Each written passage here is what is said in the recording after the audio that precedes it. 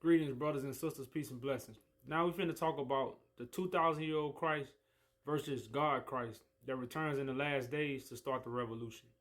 Now, when you deal with the scriptures, you have two births. You have the virgin birth, the Virgin Mary, and then you have somebody being born in Revelations.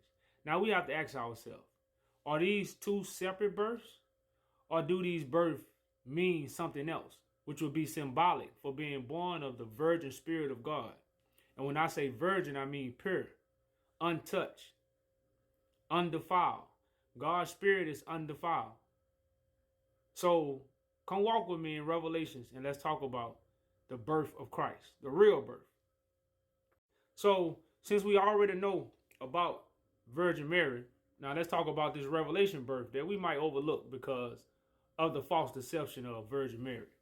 So it says, and there appeared a great wonder in heaven, and a woman clothed with the sun and the moon under her feet, and upon her head a crown of 12 stars, right? So she got the 12 stars, she got the sun, and she got the moon.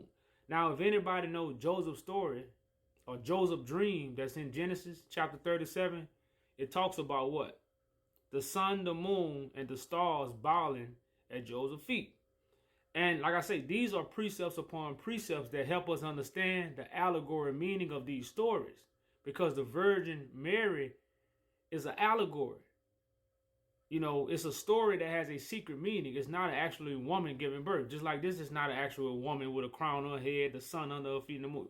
Come on, what woman has the sun and moon under her feet and 12 stars? So these are symbolic for something. So let's go to verse 2.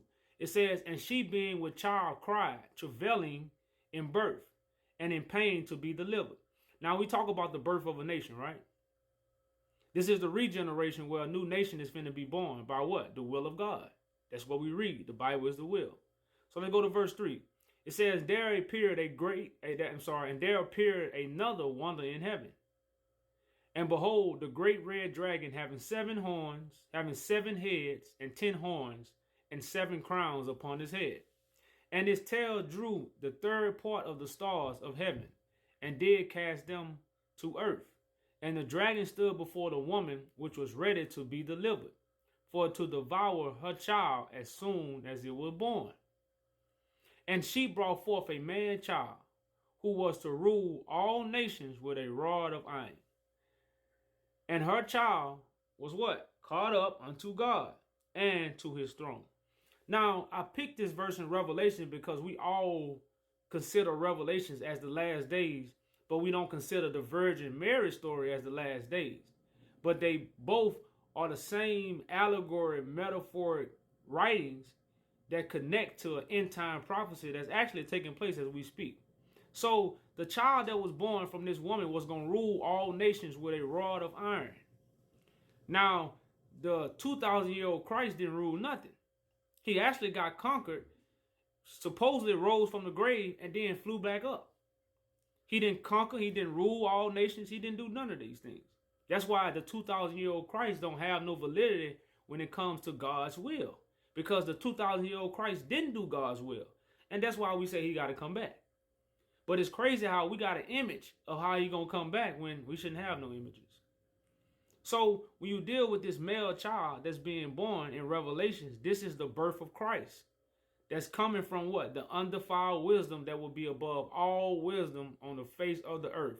No matter what stars, whether it's the sun, whether it's the moon, whether it's the other governing stars, they don't compare to the wisdom of this woman, which is coming from God, as the bride is given to Christ. So these are symbolic writings to show you how the virgin birth is connected to the last days. The virgin birth is not a story that happened in the past and brought forth a child from an actual woman. It's symbolic from the undefiled wisdom of God that's going to give birth to the Son of God to rule all nations. With a rod of iron, that's the truth. So, as always, brothers and sisters, I hope the Father has circumcised y'all hearts and ears for the message. Peace and blessings.